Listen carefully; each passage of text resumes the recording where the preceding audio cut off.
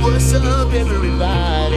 It's Mr. Talkbox. Check it out. You need to like and subscribe. Come on.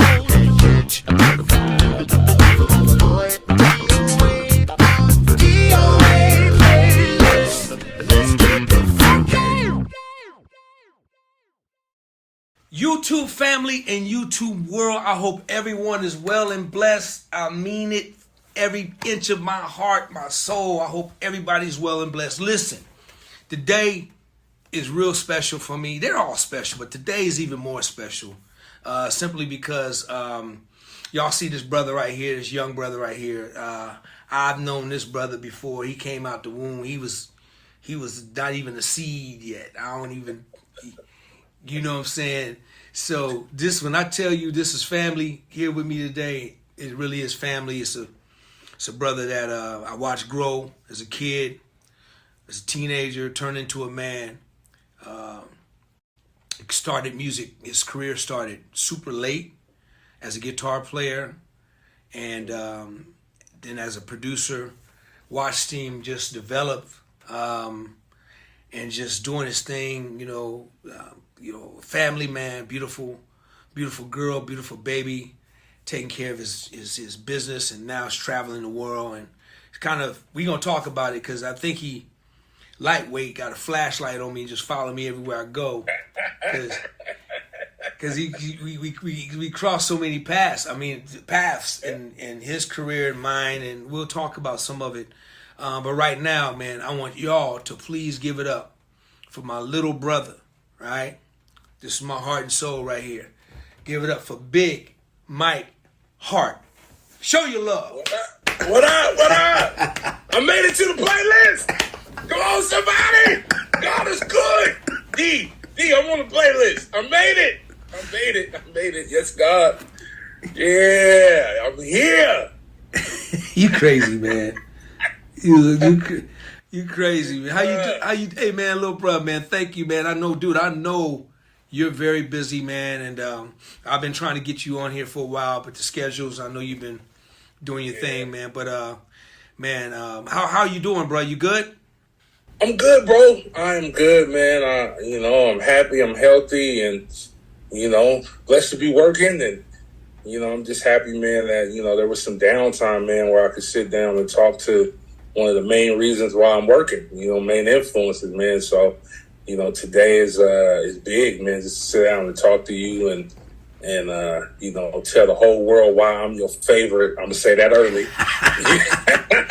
Everybody on the playlist, I'm the favorite song on the playlist. I'm gonna just say it now, get it out the way. You the favorite song, you number one song, you at the top of the chart. The favorite song on the playlist. Just want y'all to know. But yeah, man, I'm happy. I'm happy and blessed to be here, bro. Thank you.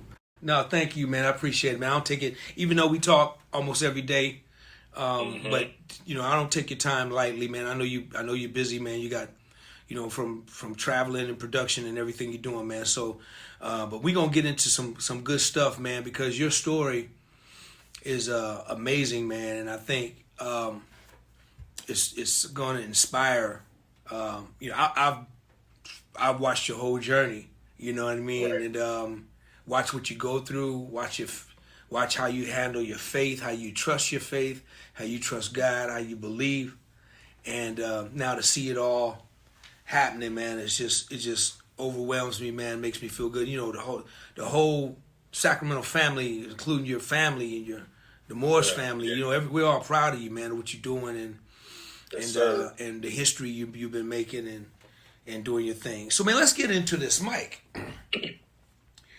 I don't want to go so far back because, I don't. It's a lot. We'll be here all day, but I want to take it from. I want to take it from, man, Paradise Baptist Church. Oh Lord. Paradise Baptist Church, man. When you were pretty much, I don't know what you were, man. If you were the drummer first or the. I was horrible, is what I was. I was horrible at everything. And look, until God ordered my steps, brother, and I was walking all different type of directions where I wasn't supposed to be, on the drum set, everything. Man, but y'all, what I love about Mike is that I was real hard on him. I was real hard on Mike. I mean, I was real hard on him because one, he could take it. He allowed me to be. He never took nothing personal, and I was hard on him because I knew how great that he was going to be and could. I saw his potential even before he did. And I'll never forget things we used to do. We would do, special concerts. When we had church, it would just be the old broken down old band. And, I never was a part of the old broken down band. I was a bench member, but when we had, because I produced all the records with his uncle, Uncle Lonzo, and we produced the records and had a great run going and produced some great music. But we also do these concerts. We did concerts at the convention center. We did concerts at the Crest, at Tower Record. We do big concerts, and Lonzo would always rely on me to put the band together, and I did just that. And so what was so funny was that somehow, some way, Mike was thinking that he was going to be a part of the band. I don't know what made him. Hey, man, listen. Hey, man, I just wanted to be counted in the number. But listen, look, the house band wasn't a part of the award show band. You know what I'm saying? That's what it was. See, I was in the house band, and when the special concerts and special guests would show up, D would bring in big name artists for these shows, man. So I'm thinking, oh man, I get to be a part. And D was like, nah, listen, you can be my tech, you can carry him a guitar case, hand him a strap, but you ain't playing one note or one chord. And I'm happy because I was able to sit as a youngster and really watch the level that I truly aspired to get to. So him being hard on me, man. It was a thing, Mike, to where everybody, I'm telling y'all, back then, his fire and his passion, and I saw it as a kid, and he just wanted to get in there, put me in, coach. I was like, nah, dude, you're far from ready. You're not ready. And even working in the studio, my studio's located not too far, like few blocks, a couple of miles maybe, I don't know, from where he used to live. And he would literally walk to the studio every day just to be a sponge and just see what myself and Brian Porter was doing, or whoever I had in the studio, whether it was working with Tyrese or Slim from 112 or whoever I was working with, Wayman Tisdale, whoever. He was always there just watching, just being a sponge, just soaking it up. And I used to love that because, it would be like 115 degrees and he walking. He get out of school, he coming up to the studio, carrying his guitar. I don't know why he's bringing the dang guitar, but he was carrying it because he walked right back with it home, saying. Hey, man, you never show up to the game without your cleats, man. There you go. You never know. There you go. Maybe a player today or a water boy. It didn't matter, man. I was game ready. And this went on for years. And I was just watching Mike grow. I was just watching him grow right in front of my very eyes. And Mike, we got a Sacramento brotherhood here, and it's really strong and it's powerful. We got a really great community here, and Mike was the youngest one. He started like he was the last one. He started late. We all started as like kids. Mike came in. Mike, when did you start playing guitar? Probably like high school or so. Yeah. Before that, I was like trying to be a drummer and all that, man. But I've always had a love for guitar, just from Uncle Jimmy and my Uncle Lonzo. But, I didn't really discover how much of a family instrument that would be for me till I realized how horrible I was as a drummer. But the good thing about Mike is that he has a great uncle, man, Mr. Jimmy Morris. That's just, I can't tell you how much I love this man. This man nurtured this brother. Into being great and understanding where he stood in the lane that he was supposed to be in, And Right. Jimmy was not only a phenomenal guitar player, he's a phenomenal bass player, an absolutely phenomenal singer. So the Morris family was cut with talent. So it was. I'm not surprised to see you start so late and get great so fast, because it was in you all the time. And Right, and you were surrounded by greatness, man. You know, you were surrounded by greatness. And then as I'm watching you come up, man, it was like 3-4 years, man, of just watching you grow. And then finally, man, you was getting into the production thing, and your guitar stuff was getting better. And I watched your guitar stuff get better and better and better. And then you got off into production. And the funny thing about production, you would come over, bring me beats and songs, and man, y'all, I'm telling you, Mike, the biggest problem, his track was the melody and the piano and stuff, the tracks, the drums, everything be killing. But when he picked up the bass, there was no. I'm like, dude, where's your root note, bro? You playing melody? What key are you in? He's like, big bro, I don't know what you're talking about. I'm like, man, get out of here. Go back and study, man. You ain't. Yeah. Hey man, listen, I would bring full records, thinking they banging, but even though I was playing guitar, I still didn't understand the concept of the root note. You know what I mean? So D is absolutely right. My melody would be my bass line, and it'd be all over the place. And D would be like, what are you doing? I would get so frustrated. I just get so frustrated with you, Mike, because you was right there. I'm like, dude, this is so crazy. Do you not hear what are you doing? You're driving me crazy, dude. Go back. Go listen to records. Go play records. Go check out go study. Go do your work. Because I didn't understand that part about him. But all of a sudden, it changed. Mm-hmm. He came, I'll never forget, man, you came by the house and you was like, big bro, I got one. And you played this record, man, and it was just out of control. I said, now you get it. Yes, okay, you get it. Yeah, your bass line is your bass line, your root and your melody, everything's going together. Yeah. And man, it was just like, dude, I'm watching the speed, how fast you're catching on, man. And then several years went by, your guitar stuff just started to be ridiculous, man. Your production, along with your production, and I'm watching you were working at Sears. Sears and Roebuck's, man. Is it Sears or something like that? And, yeah. And he really wasn't working, y'all, because he would be on the phone all day with me, talking about music. We talking about me. He playing me music over the phone. I'm like, Mike, ain't you supposed to be working? And we'd be on the phone for hours and hours at a time. Yeah. And I said, dude, this dude he's going to be special because it's just in him. It's in him. And, man, I watched you just grow so fast. And then you just kind of started your own thing, man. You started getting into the smooth jazz world, and man, you were getting good, man. Now you playing with Odell. Now you playing with Bobby G. Now you playing with Uncle Jimmy. Now you playing with we playing together.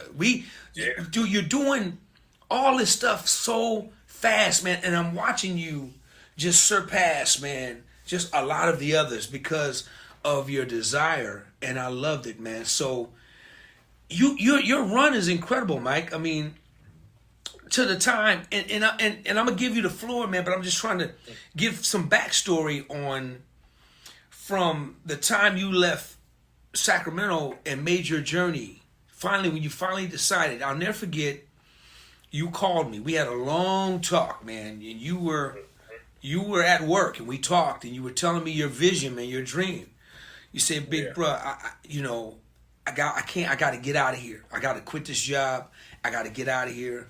I got to go chase my dream. I want to do it like you did it. I saw you do it. Woody, woody, woody." And my thing to you was, Mike, you're in perfect position to do it. Because at that time, you were a single man, no responsibilities, no kids, no family. It was just you, and you were still very young. So if there was ever a time for you to go get it and go after it, that was the time. And so, Mike, you made up in your mind that you were going to LA, man. And you had the same mindset because we talked before this happened, man. We talked for a couple of years straight, man. Right. And your mindset was determined to, when you leave, you was not coming back. Yeah. So I want to start right there with your story, Mike. So tell me about the moments, man, that you knew you were getting ready to move and make a move, man. You were getting ready to leave your mama's house. You were getting ready to leave the security blanket. You were getting ready to leave the nest. You just going after your dream. And tell me, like, what was going through your mind, man, like during that time while you was making those decisions? Well, at that time, what was it, 2015?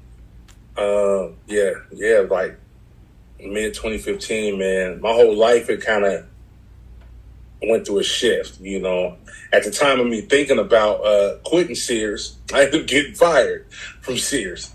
So I felt like it was God giving me the push, because even though we had talked, I hadn't fully stepped out on faith and said, okay, I'm gonna just quit and do my thing. Sears was closing. We're closing all the stores, so they were letting people go. I was a manager, and they were just hitting the chopping block. So, losing my job at Sears honestly put the fire up under me. It was like, man, okay, cool. I had my little unemployment, running for a little bit, so I was like, okay, cool. I could stack, I can, get up out of here, save.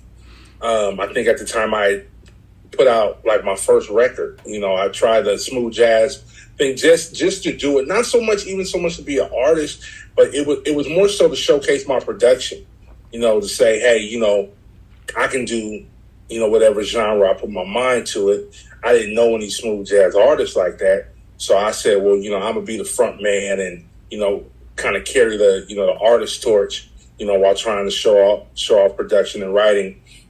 I was going through a divorce. Everything was changing, man, because at the time, I had became single, but I was married real young. And I just felt like God was giving me a fresh start. So as all that was crumbling, or what I thought was crumbling, God was like, nah, I'm lightweight setting you free. You think the world is crashing, but you don't even realize what's about to happen. And I had a cousin who lived out here in LA, my cousin Selena, and she had a room open. And I'll never forget, she hit me like summer 2015. I talked to her about coming out there too. She was like, hey man, I got this extra room open. And before I even moved, I started paying rent just to secure the spot. And that was like maybe July, August 2015. October, I got up out of here, man. And I hadn't been in LA, I don't know, a full month. And I was in the studio with Dr. Dre, like right before Thanksgiving. I think I moved October 20th or 18th, 2015, right before Thanksgiving. I was at Record One. The same day with Marsha Ambrosia. An hour later, I was standing in front of Dre with him saying, use whatever you want. And it was like a coming to Jesus moment for me. It was like, nah, you're supposed to be here. I'm letting you know, I'm going to show you a glimpse of what's going to happen and what I have for you. But, had I not moved, had I not, stepped out on faith, had I not took, what you told me and your experience and applied that to my life and applied that to my faith walk, I never would have took that leap, and I wouldn't be where I am today, without saying, hey, I'm going to leave it all on the line. I'm going to leave my sister's house, I'm going to leave the security of whatever local gigs I was doing, whatever church gig I was playing, and I'm going to leave, that money on the table, because I know God got something bigger for me. And I know the gifts that's in me, it required me to leave, because I started not to feel like a big fish in a small pond, but I knew I wasn't as good as I was going to be. And I knew LA was a melting pot of a lot of amazing people, not just the natives of LA, but some of the greats that moved from all over the world. And I said, if I was going to become a better musician, a better producer, songwriter, engineer, whatever, I need to be around a certain level of other people, that, outside of what you have exposed me to, outside of what Brian, Porter, exposed me to at Crystal Clear and watching you guys. But your journey happened when you took that leap of faith. So I knew it was like, I got to do the same thing Big Bro and Flip did. I got to leave my comfort zone of, just being the greatest in Sac or somebody who's getting great in Sacramento. I want to be great outside of my hometown, and I got to be around the other greats that have done the same thing. So, that's when, I really knew. Let's back up just for 1 minute. So that's right, Young Man Also, right? Young Man Also, yep. They still can get that. That's still available, right? Yeah, BigMikeHart.com. You can grab that. Okay. I remember that project so well, man, because that's when you were like really starting to steamroll. And you kind of, see what me and Flip did, we were going to LA, testing the waters, going to LA, coming back. We kind of was commuting before we moved. And you kind of did the same thing, you and Buddy, because you guys, the little brother, hooked you guys up with a big gig with DJ Quick, right? Let's talk about that. Yeah. So that was just a one and done sort of thing, right? But that was getting your feet wet, right? In the sure. Kind of going down there, getting a taste of it. Let's talk about that moment. So that was 2009. I'll never forget it. I was playing at a open mic. It was called a Homegrown Soul Show. It was like an open mic local thing every Thursday. And it was me and all the guys, all the homies playing downtown. This is in Sacramento though, right? This is in Sacramento. Okay. Downtown Sac. Uh-huh. And I think Buddy might have been filling in as a drummer for that night. And he got the call from his uncle, another Sac legend, just like you, Mr. G1. Absolutely. DJ Quick's production partner and, touring drummer himself, called his nephew and gave him an opportunity. And Buddy came out, we might have been on a break or at the end of the show. He was like, yo, I just got the call. My uncle wants me to come down to LA and, do this show with Quick. I think it was at the Key Club, legendary Key Club on Sunset in Hollywood. And I remember being so happy for my brother. It wasn't like, oh man, I wasn't mad at his opportunity. I was hyped for him because, we're young kids trying to, make it happen. 2009, I was early 20s, 22, 21, something like that. And I'm like, dude, this is dope. And I called you. I remember I was so excited. I said, man, I'm going to call my big bro. You know what I'm saying? I was like, yo, man, G just called Bud, yada, yada. And you said, hold on, I'll call you right back. I'll never forget it. It might have been, I don't know, 2 minutes. It wasn't even that long.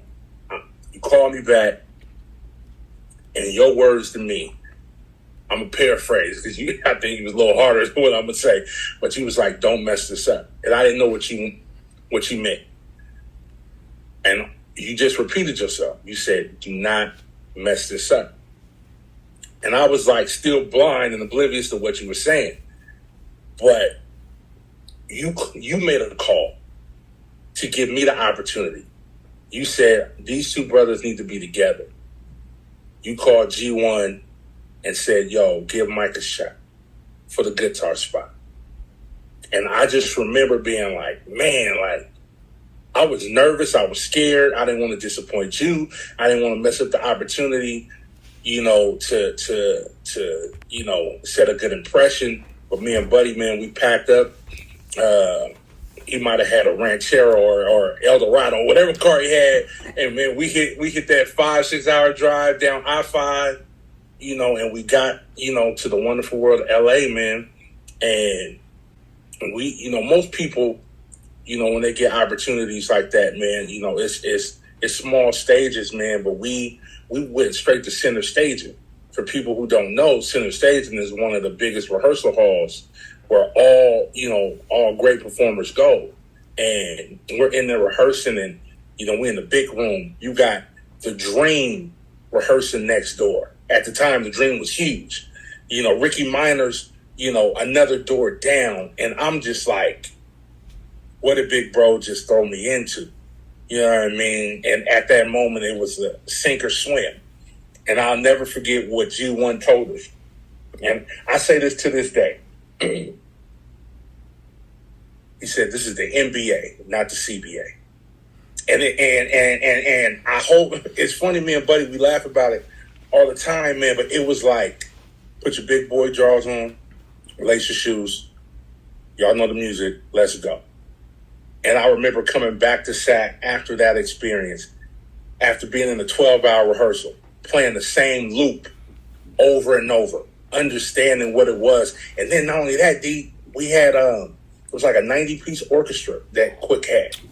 I mean, it was jumping into, it was going from playing at an open mic or at church, 3 o'clock church program, to having an orchestra, violins, violas, and percussion in center staging, man. And I was like, yo, that's when it clicked. You know, I got to meet Dave Foreman.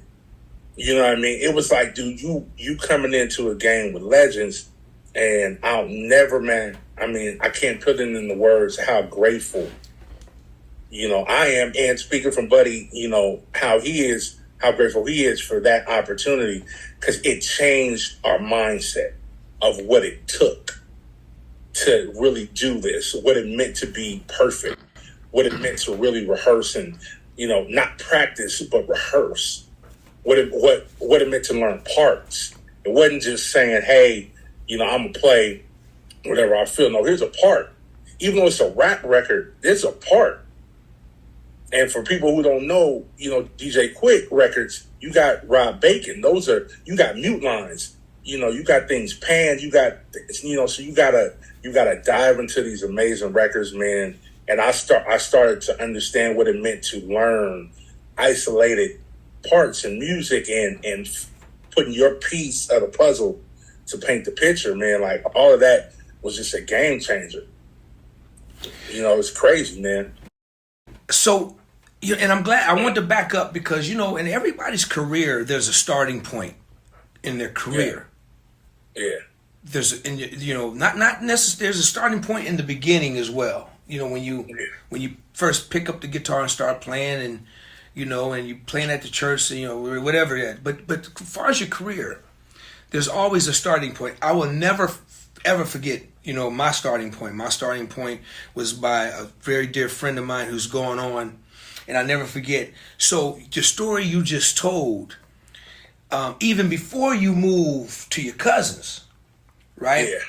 Yeah. The story you just told was actually that starting point, because, man, you said you went to a room, a rehearsal.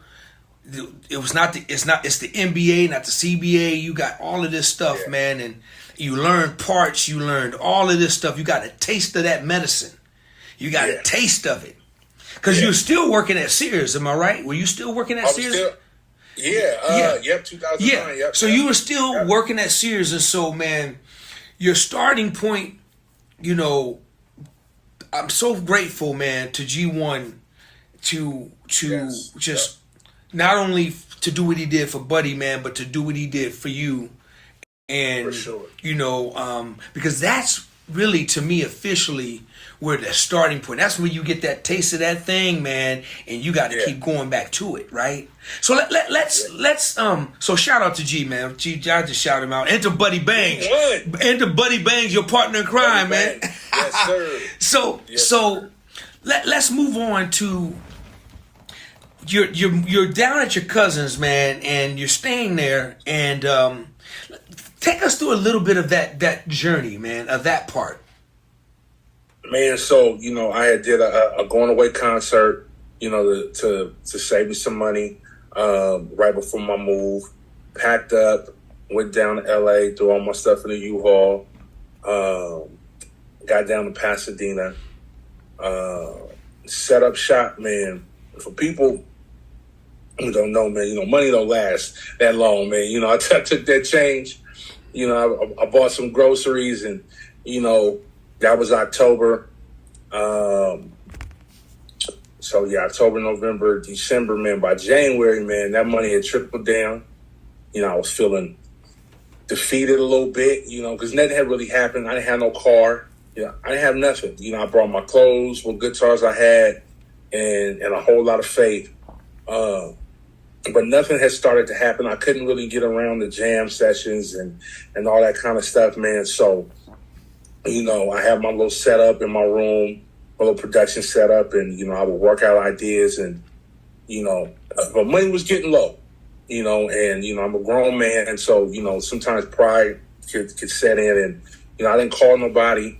I didn't ask for no help. I didn't call my mama. I said, I'm gonna do it my way. I thought about, often, the stories you would tell me when you would flip, and, I said, I'm gonna grind this out. And my cousin, she would leave on the weekends. Her mom and family were in Orange County, so she would take her kids and they would go up to Orange County for the weekend, man. I'll never forget, I got to a point to where I think I paid rent and I was broke. Rent, maybe my phone bill, and the house empty. I'm in there tracking and, in the room trying to, fight through these hunger pains and write a hit. And I'll never forget, man, I was starving and I went to the kitchen and there was nothing in the kitchen but some frosting. I'll never forget it, man, like it was yesterday. So this top of the year, 2016 at this point. And I ate frosting for dinner. That's what I had. Man, a lot of people don't know that story, man, but I think I talked to you about it. And I was like, man, yeah, I can call my mom, I can call my sister, I can call you, I can call a whole bunch of people, but I got to make this story my story. This has to be, what I got to go through. And it wasn't long after that, man, with the frosting and stuff, man, I was like, all right, I might have to go home and restack some bread. I didn't want to leave LA, but, there was a come to Jesus moment where I was like, all right, now I can't eat frosting breakfast, lunch, and dinner. I might be able to do it for dinner, but I can't do breakfast, lunch, and dinner, but right when I felt defeated, man, I'll never forget, I got a phone call. I got a phone call from another big brother, another little brother to you, that you raised as well, Pick Phone, Eric Smith. Eric called me right when I was like, man, yeah, I'm going to head back to SAC and regroup. Eric called me and said, hey, man, can you do a gig with Kenny Lattimore? And I said, Kenny Lattimore. And I think that same day, if I'm not mistaken, I had walked around downtown Pasadena with a resume and, was trying to, apply at A&PM or something. It was one of them. I think it happened the same day where I was like, I was giving up and I was like, okay, I'm going to go get a 9 to 5 or I'm going to do something. But that same time, that same day, Pitt called me. And I was nervous because I was like, man, that's Kenny Lattimore. That's Never Too Busy. That's for you. And, and I was like, and although my heart said no to the gig, my mouth said yes. When he said, could you do it? I wanted to say no, but my mouth said yeah. It was like, nah, I can't do it in my mind. I was that nervous to do it. But I'm so happy, man, that yes came out my mouth because that opportunity parlayed itself into the road I'm on today. Because I went on from just being Kenny's guitar player to turning into his musical director, which became a training ground for what I'm doing now. And I want to say thank you to Pick Phone for trusting me. And for people watching, and I gotta say this, man, we look at our heroes like UD, like Pick, guys who are doing the things that we want to do and aspire to do, man. But a lot of times we think opportunities should be given just because we have a sense of entitlement. But I honestly don't believe, man, that it would have happened had I not had the faith to lead. The opportunity came because I trusted God. And even though I was nervous and, all that kind of stuff, I still took the leap. Unsure and all, the leap was took. And because that leap of faith happened, God put it on Pick's heart to say, hey, I'm going to give a little bro an opportunity.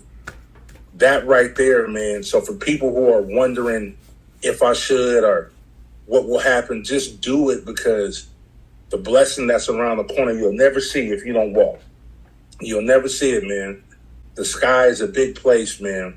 And if you don't jump, you don't get to see all of God's creations. The blessings, the things that are out there, I'm telling you, man, you have to take the leap of faith. Everybody that we look up to, Dee did it. Pitt did it.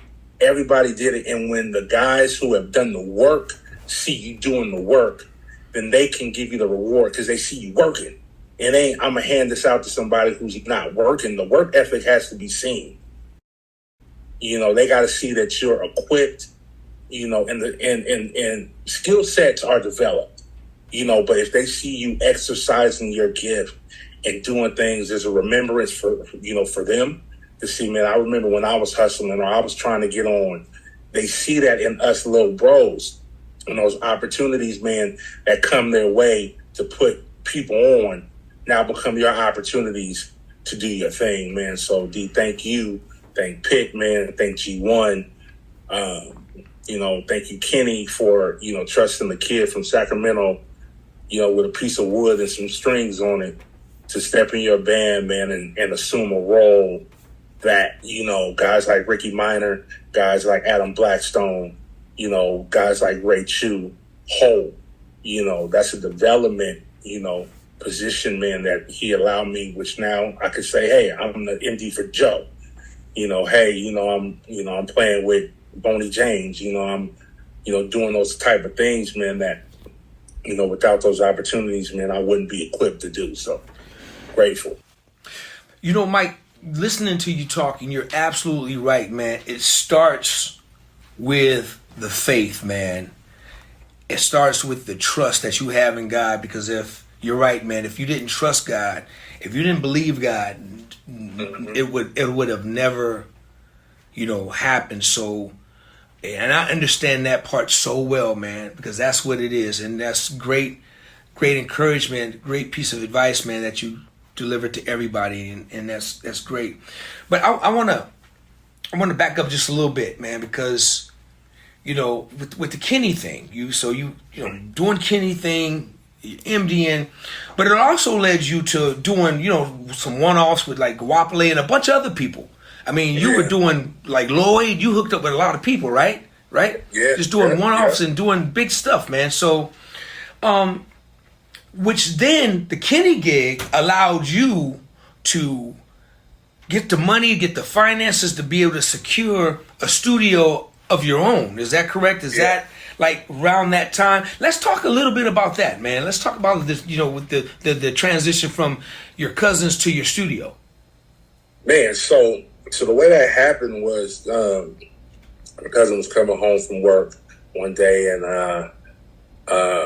we was just chopping it up, man. And then she told me we had to make some living arrangement changes. Her stepfather had fallen ill, so on and so forth. So her mother and them had to take care of him. So she needed that extra room. So that forced me to have to find another place to stay. So threw all my stuff in storage, and I went back to SAC to my sister's for maybe 30 days, I think. And I said, okay, well, I got to get back to LA. I can't stay in SAC. So I looked up a company, Third Encore. Third Encore is another rehearsal hall, kind of like Center Station, but they have smaller lockout rooms or smaller studios that you can rent, so on and so forth. So I connected with them, and I ended up getting a studio. And that studio served as a recording studio and my residence. So I was eating, sleeping, breathing music, man. So, man, I started to, live in the lab, man. But it was a beautiful time because, I was around my music, man, literally 24 hours a day. And now I had a professional place where, I could work. I can, start to build a clientele, meet people. And the cool thing about LA, man, and rehearsal halls is different people, man, that you come across all over, man. I've met so many people in these hallways, a lot of great musicians and forged a lot of amazing relationships that, have flourished today. But, me leaving Pasadena and coming to North Hollywood, which is the arts, district, where everybody's studio is anyway. I felt like that was God transitioning me to another uncomfortable place, which, was going to help me grow, in areas that, I didn't know, I would need today. So, that was a dope thing, man. And, shout out to the homie Colin, man, who runs the studio, because Colin, he really worked with me, man. And, a lot of the rules at these facilities is, you're not supposed to live there. But, he put it on his heart, man. Even though I acted like I didn't live there, he knew. The studio manager knew, because, man, listen, I think when you came, D, you cracked up, man, because I had it decked out. That studio, man, listen, man, I had it decked out, man. You didn't know it was, studio. This was the real studio apartment. See, people be calling studio apartments. Now, listen, this studio apartment had everything in it. Like, for real, man, I had a microwave, I had a hot plate, I had a George Foreman, I had a refrigerator, and I had a ottoman that pulled out to a twin-size bed. So, I mean, I went to Target, I bought pillows, I bought, everything that just looked like a nice studio setup. So when clients came in, they would sit down on some decent looking furniture, all that kind of stuff, man. But the real deal was like, when y'all walk up out of here, I'm about to unfold this and pull out this comforter and kick these shoes off. That's what I did, man. I went to Target. I would take my gig checks, man. I went and bought some hardwood floor that was half pieced together. Hey, do you remember? Listen, I went to Home Depot. I bought some hardwood flooring, the little laminate flooring. And listen, I didn't put none of the foundation stuff down. I just laid it over the carpet. So it was uneven. I didn't have it measured to the measurement of the room. So I had gaps between the wood and the wall. I had a little runner carpet covering up the gaps. So when you walked in, it looked like it was flat until you stepped on that area of the carpet. You felt a gap between one plank and the other plank. But it looked nice till you got to walking around. Then your feet felt unsecure and unstable. You didn't know if you was gonna trip or fall, man. But it taught me survival, because like Dee said earlier, I had made it up in my mind, that I wasn't going back to Sacramento a failure. And it was, the failure was it was a measurement that I put on myself, because it was like, look, man, this is doable. And there's people out here worse. There's people who ain't got a roof. I didn't have a car, but there's people who were just living in their car. There was people who were, just had a worse situation than I did that were making do. So, and it was crazy, man, because, with having no car and living in the studio, there were no showers. So I'll never forget, man, I went to Jack in the Box. And I tell this story, man, because, and I don't want to get emotional, but I think about it, man, because if I can do it, you can do it. I went to Jack in the Box. I got some food. And I got a giant soda. I got one of the, the big cups, a big gulp or whatever. And I might have bought two of them. And where my studio was, it was like I didn't have a neighbor. It was like the last one on the hallway. So I was the edge room, and I had the vending machine right outside my door, and then the bathroom was on my hallway.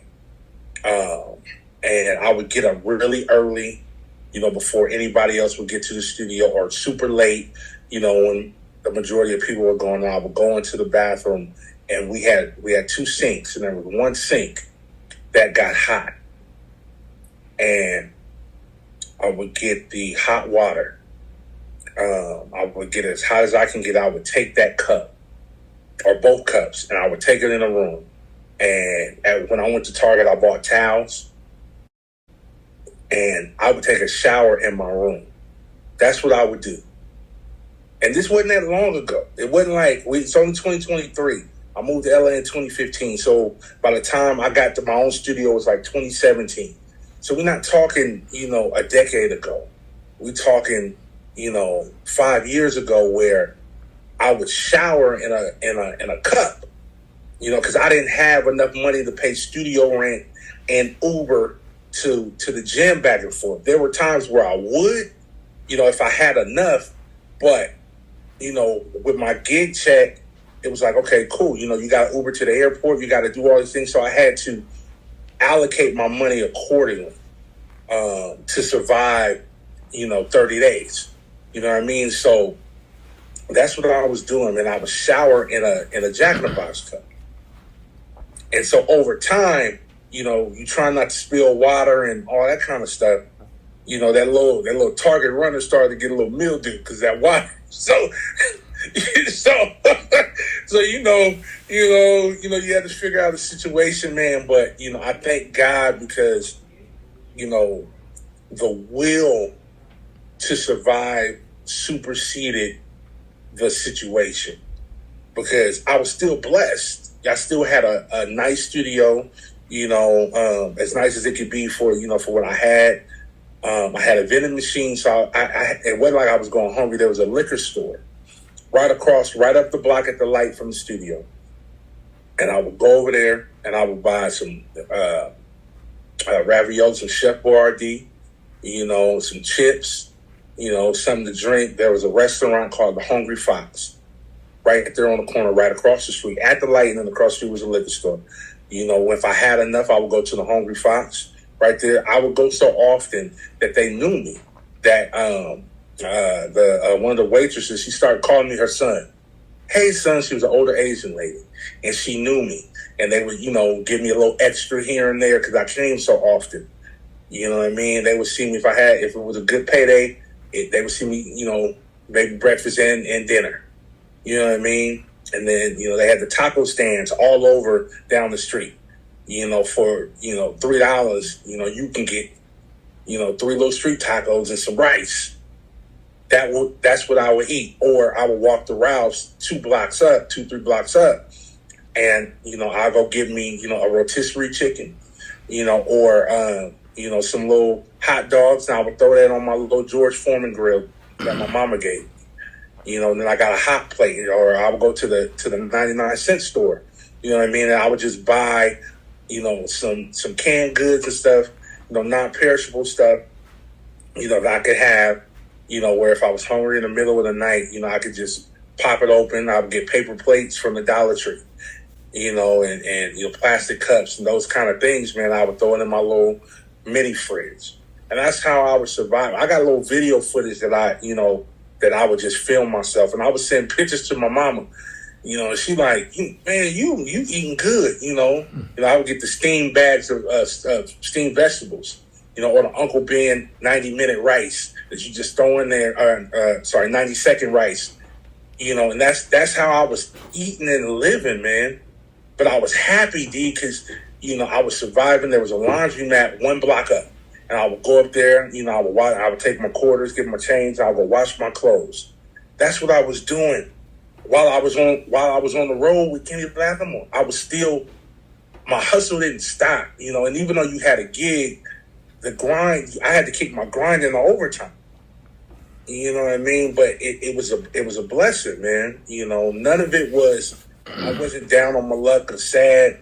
None of that. I was happy, man, because I had a studio and I had a gig and I was able to survive.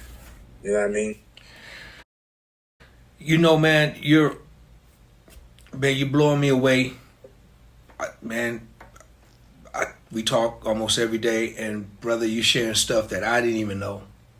So I'm sure that all your family, your homies, your people here, they're going to be blown away by this, because I got chills, because I know the struggle. I know we talked, but all the survival mode you were in, I didn't realize a lot of it. But I'm proud of you, man, and that's a part of the journey. You have a story, man. Your story is phenomenal because, like you said, this was not a decade. This was a matter of just a few years. 2015. We're 2023 now, so this is less than. Some people be out there for forever, and it still never happens. So yeah, man, you definitely had your angels surrounded around you all the time, and I'm really blown away, man, by what some of the stuff I'm hearing from you. And it's it makes me even feel even more proud, man, because now, Mike, and you've moved out of that studio and you got another studio where you are now, and brother, the studio is just laid. It's a lot of history being made in that place. You making #1 records now. You got plaques on the wall. You got gold records now. You got a lot of stuff happening, man. And the journey still, although the journey still continues. Kenny Lattimore, then Kim. Kim. Going on the road with Kim, playing with Kim, and doing that for however long you did it, and then working with me and helping put Kim's show together, and doing Jimmy Kimmel and all this other stuff that people watching you do. One thing, and I always told you, I said, man, what's one thing you used to get so frustrated because you say, D, man, people know I'm here, but people not calling me. People, why I'm not, why I said, dude, don't worry about that. It's not for them to call you. You do your hustle and grind. And once people see you on something big, once they see that thing, watch what's gonna happen. Yeah. Watch what's gonna happen. And sure enough, man, when you got that Kim gig, that's when the major stuff really started to open up for you. Because they see you now, they see you on a whole nother playing field. It's unfortunate. But I'm not mad at nobody. That's just the way the universe works, man. That's the way of the world, and that's something you should be proud of. Then, because I want to get into, like, you've been following my footsteps, man. Your whole journey, man. Your whole way. I mean, you producing gospel records, man. You producing smooth jazz. You got #1 records. We done some stuff together with Key Sweat and a bunch of people, and got you on the Kim projects and. #1 records and just all kinds of stuff, man. And now, somehow, you end up with Boney James, man. Now, before you go, so Boney James, real quick. Boney James, when I was in LA doing my struggle, and he wasn't too far away from the struggle at this time, we were kind of struggling together, man. We were doing gigs, just like gigs about the size of your living room in Westwood, just casuals. Myself, Boney, Kirky B, Norman Brown, man. We were doing. I met Boney, man, years ago. I think I met him through Kirky B. We did an audition. I did an audition. We did this gig with E.T. together, and we went to Florida. And then Boney, man, even though we don't talk a lot, man, but. Our journey kind of like around the same time. Although Boney was doing, Morris Day, I think he was doing the Jacksons. He was in the mix. He was getting his thing, but it was still, it was crazy, man. How years later, here you are, playing with Boney James, one of my favorite guys in the world, and now here you are playing with Boney.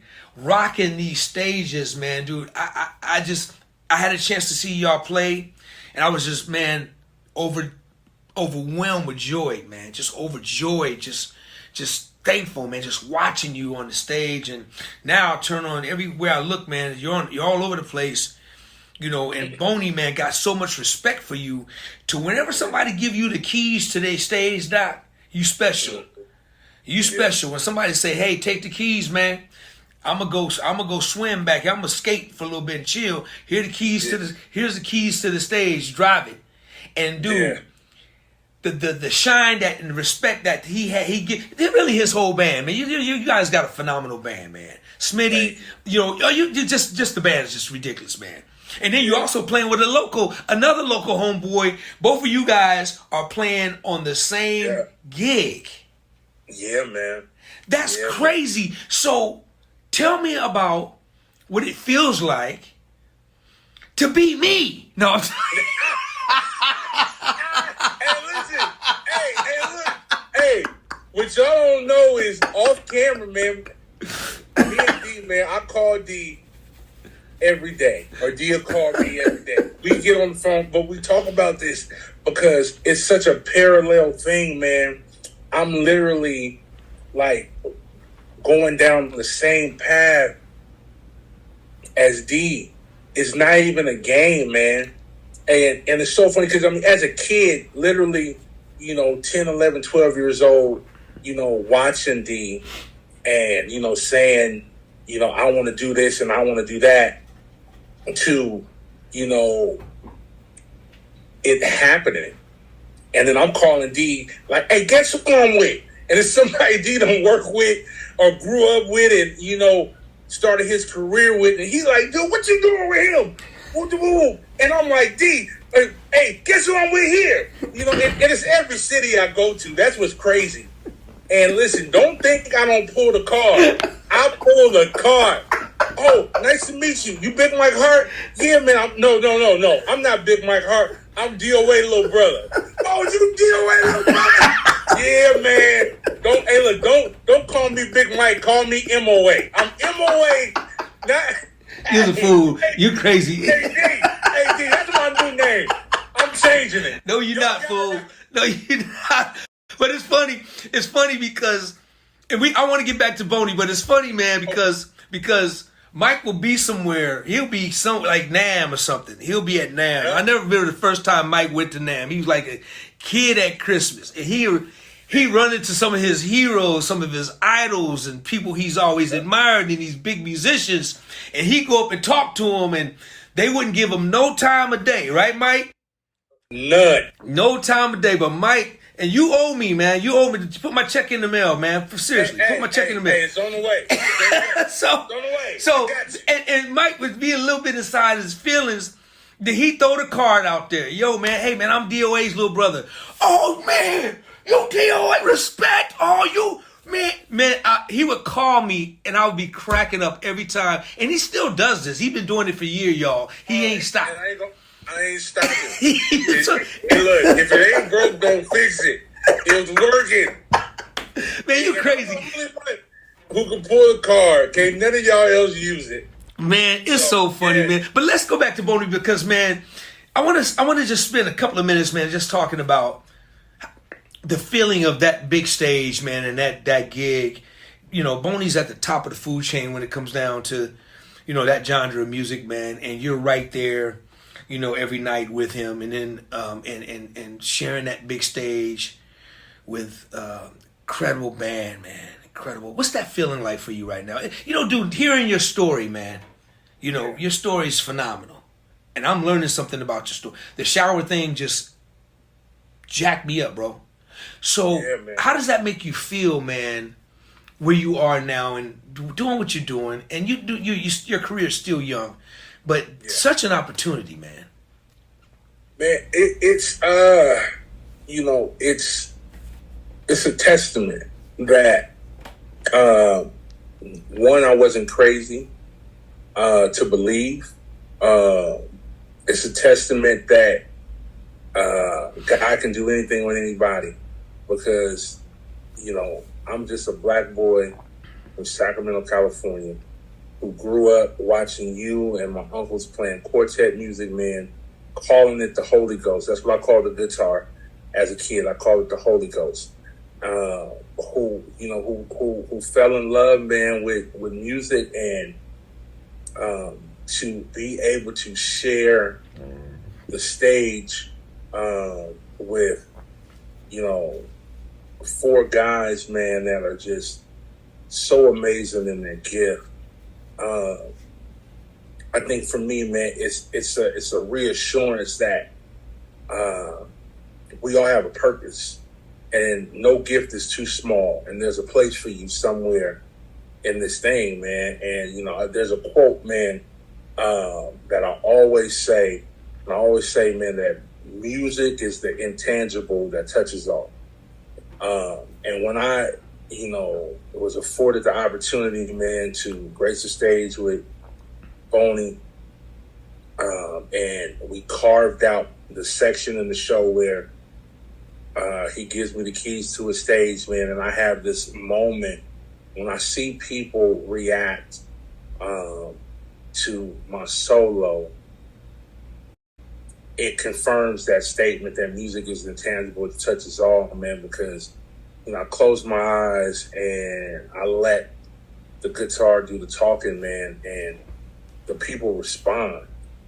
And it's like, dude, like, it's a feeling that you can't explain. It's a God feeling, man. It's not a feeling that, you can, really put into words. And, only people who've been in that place could, identify, you're on stage, you play an instrument, and you look in the crowd, man, and you see people connected to what you're doing. It's like, man, like, I'm meant to do this. There's a purpose in this. God really put something in me, man. And when you get an opportunity to use your gift, man, you do it at 1,000%. So I don't take, I don't care if we're playing for 200 or 20,000. The execution, the intentionality of, whatever song I'm playing is the same. Because I want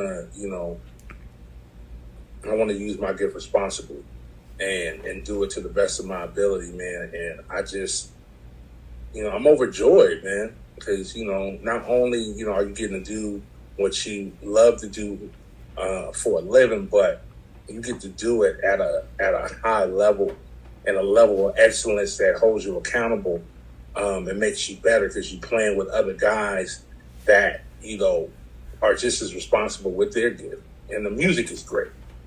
You know what I mean? It's like I'm playing some incredible music with an incredible artist and an incredible rhythm section, man. Like, Omari Williams on drums, Dwayne Smitty Smith on bass, Jonathan Richmond on keyboards and vocals, man. You're talking about guys, man, with resumes that, extend, around the world. And I get to be a part of that. Hey, man, listen, that's crazy. That's man. I'm glad you shout out the guys, man, because everybody in that band is phenomenal, man. Phenomenal. Smitty, I've always been a fan of him. He's just one incredible player. Jonathan, not only is he incredible here, but his production is just ridiculous. And Mari's just a little brother, man, from the way, man, and to see you guys doing what you guys are doing and traveling. And then real quick, you mentioned Joe. I know you're doing double duties. You're MD and Joe, and how much fun are you having with that, man? Man, it's an amazing opportunity, man, because it's two different worlds. You're in the smooth jazz world and contemporary jazz world, which is totally different from the R&B world. But equally as amazing, man, because you get to play records you grew up on. You talk about, records that still have impact, 30 years later. And it's a different kind of venue. You know what I mean? Because you're doing these amazing theaters and these giant jazz festivals, with Boney, but then you go and you do these giant arenas, with Joe, and you get to experience as an MD, how to put a show together for this kind of concert. And you get to be a little more cinematic and theatrical as far as putting the show together. It's a bigger show sonically. You know what I mean? You get to have all these effects, while you're segueing things. So it becomes a movie then, and you get an opportunity to be creative from that angle. Right. And and then you get a different set of players, with a different skill set, man. Where you could be, you can be rock stars, in that arena, and to hear 30,000 people singing along to classic records, there's nothing like it, man. Because it's instrumental in jazz. When you hear people singing lyrics to a song, man, that you were just a kid when it came out. You know what I mean? And now you get to play a small piece and a small role in keeping that legacy alive. That's that right there, man. It's just it's another form of training, man. That just makes you that much more equipped, man. To do other stuff. So right. Shout out to Joe and the Joe Band, my guys. Yeah, go on and shout them out, man. Go on and shout them out. Oh yeah, man. DJ King David, yes, Human sir. Bass, Michael Moffitt, Jazz-O, Jazz Joyner, Willie B, Will Parker on drums. I mean, Steve on playback. You talking about guys, man, who are just, they sit down on their instrument and it's scary, because, what they play and what they can play. But what's even scarier, D, is their discipline to show restraint and be respectful of the music. Because all these guys are monsters, man. Absolutely. They're monsters, man. But the reason why they're on the stages that they're on, playing to the magnitude of people, is because their gift is governed. Their discipline, man, to respect the music. Absolutely. And, that's huge. So. Incredible band. Just an incredible band. Joe is one of my most favorite artists just all time, and I'm just blessed, man, to be able to work with him, man. I'm just grateful, man, for that. And I'm so, once again, just you shadowing and everything pretty much that I do. I'm not for sure if I'm liking that, man. I ain't trying to be no big DOA. I'm not trying to big Hey, man, I ain't trying to step in your lane, man. Why you leave me alone, man? I Hey, ain't man, like it. listen, we joined at the hip, brother. We might as well be Stymie, brother. Oh, we already man. got magic guitars, D. We got we got magic guitars, and listen, I probably got some of your. Oh yeah, I got one of your. basses Yeah, I'm over sure there. you do, man. I'm sure. Yeah, Real yeah. quick, man, we got to give a shout out to Schecter, man, and everybody over there, man, and Yeah, all the Schecter, guys that's been taking care of Adam, you, me, Adam, Ryan. everybody, man. Love those guys. Yeah. Real quick, Yeah. man, as we wrap up, what are you doing these days, Mike? What you got going on?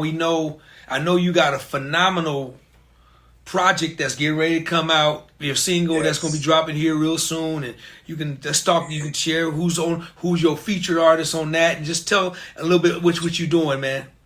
Man, I'm super excited, man. Aside from touring the world with Boney and Joe, jumping back into the artist space. What started the move with the first album, Young Man on Soul, which is available on my website.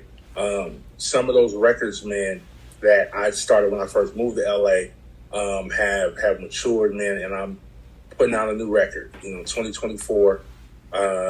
Big Mike Hart will have a brand new album. It's called Modern Classic, and the title just I feel it's appropriate because it's a modern take on the contemporary and smooth jazz genre, man. And I feel like I put a bit of youth and some excitement in it that comes from my experience with doing the arenas and the arrangements, those kind of things on the road with Joe and Kim. But it's classic because it's embedded with the fabric, man, that make the classic smooth jazz records what they are. And I gotta shout out Boney. My single, man, called Cigar Lounge, which will be coming out top of 2024, is a record, man, that stands in its own lane. It is an amazing record, man, that Boney heard and fell in love with while we were working on his album. And he lended his likeness, man, to the record and gave me a feature wholeheartedly. And, just said he wanted to see me win. And I got to be incredibly vocal about how grateful I am with that.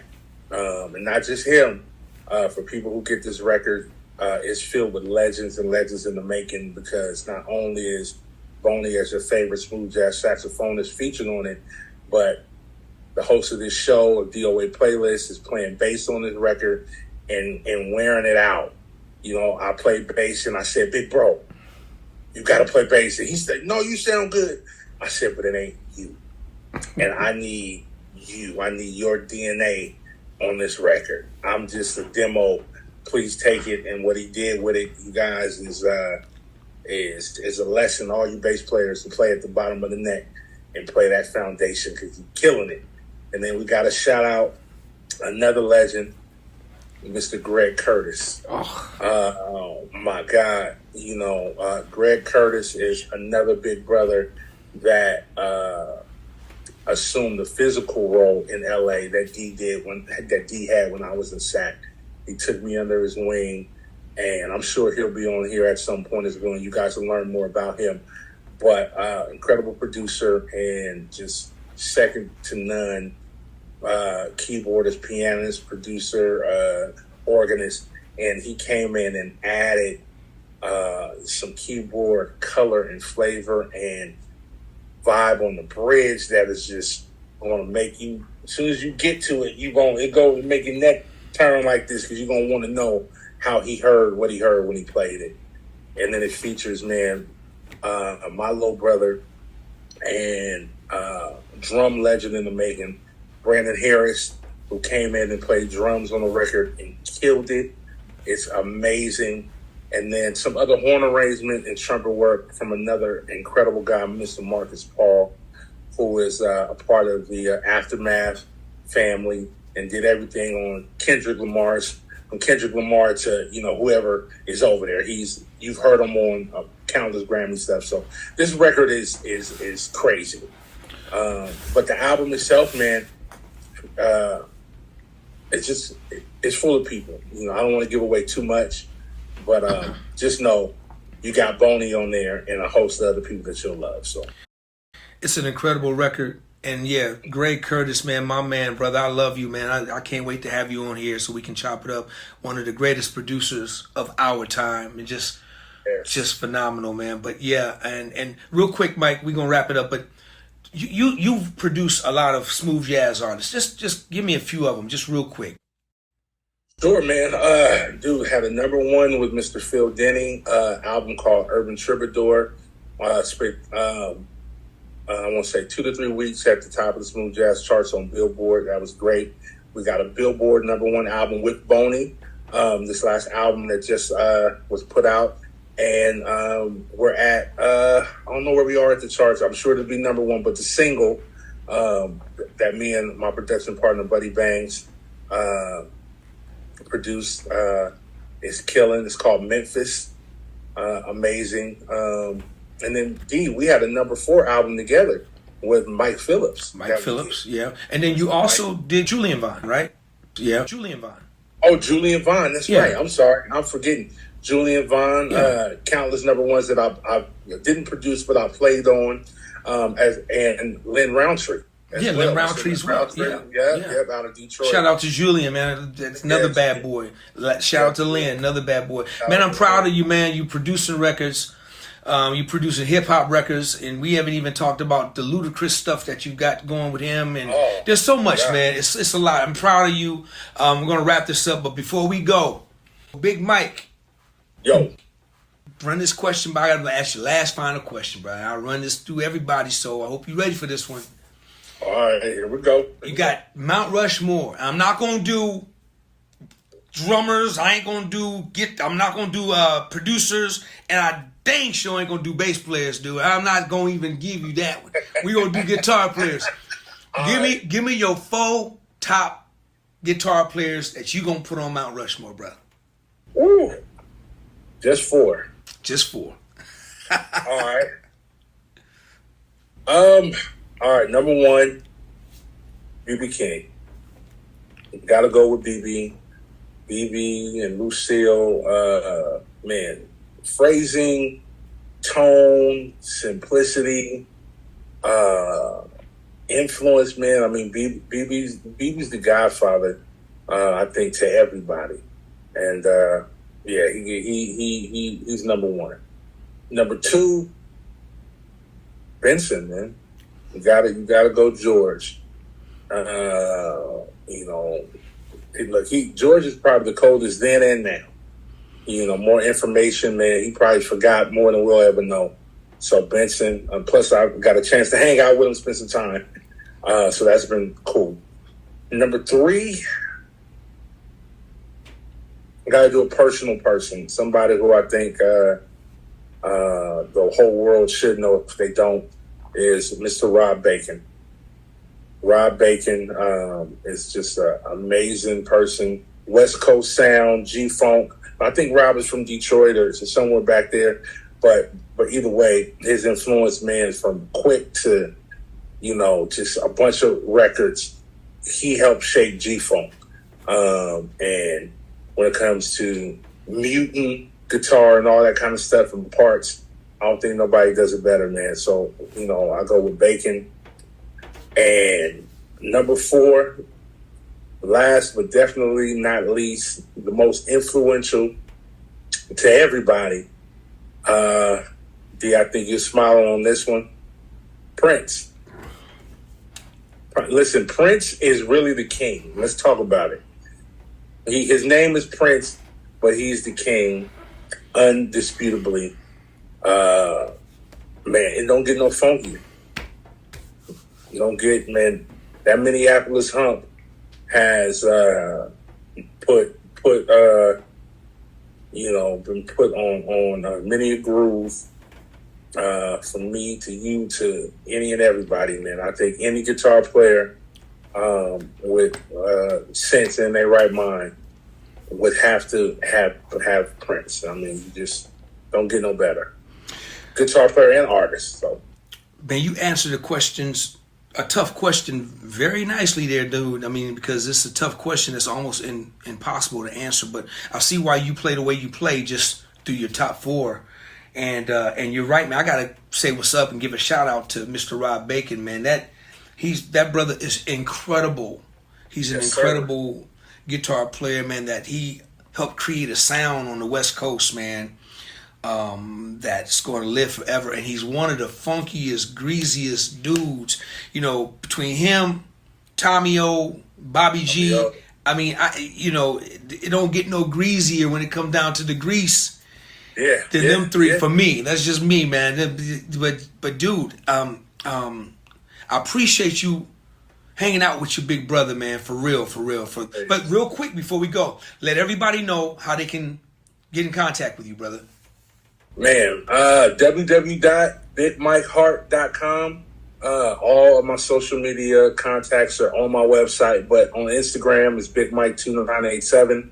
Same thing on Facebook, same thing on Twitter. That's my handle for all of them. TikTok as well. But yeah, BigMikeHart.com. I'll lead you to, all of my social media. If you want to reach out to me personally, please text me, 818-405-8398. That number will get you straight to me, and it'll get you premier access to what I have coming for 2024. If you want exclusive content regarding my album, pre-orders for the single featuring Boney, text me and I got you. You'll get it before it hits streaming platforms. Beautiful. Go ahead. Yeah. 818-405-8398. Beautiful, man. Beautiful. And real quick, man, how could I forget? You guys got a tour coming up here. When's your tour start, man? Tour starts in about a week and a half, 2 weeks, hitting the road with Joe and Fantasia. It's going to be R&B through and through. You don't want to miss it. Check Ticketmaster, my website, their website, and get your tickets. We're coming to a stage and city near you. Be there. Man, thank you for such a great conversation, man. Keywords: opportunity, trust, faith, belief. All these words, man, was instilled in you in your journey, man, which have you here where you are now. I mean, just think about it, man. You get a call from the big homie, little homie to me. Yeah. A about one gig that just leads you to, you were about ready to go home and kind of just chill out, figured out you were doubting, you losing faith, you were doubting. Then your phone ring and life-changing moment. Now here you are. I'm proud of you, man. I'm proud of all my little brothers, man. I mean, I'm proud of all of y'all, man. Cause you know, I was really hard on y'all, man. And to watch you guys be where you are right now, and everybody in the brotherhood, man, is just really doing their thing, man. And I get to kick back and watch, man, and that brings me joy, bro. From every last one of y'all, man. And I'm gonna have them all on here. All you brothers, all little brothers, gonna be on here hanging out with me to tell their story, because I think it's important. So I'm proud of you, man. I love you, man. And love you too, big bro. you know, I'll be kiss that baby for me, man, and that beautiful little baby you got.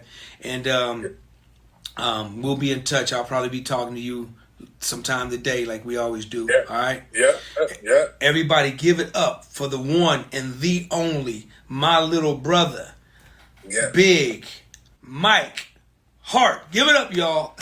Yeah, his favorite too. His little brother and his favorite. Yes. Love y'all, man. Love you, big bro. Right on. That part will be cut out. DOA.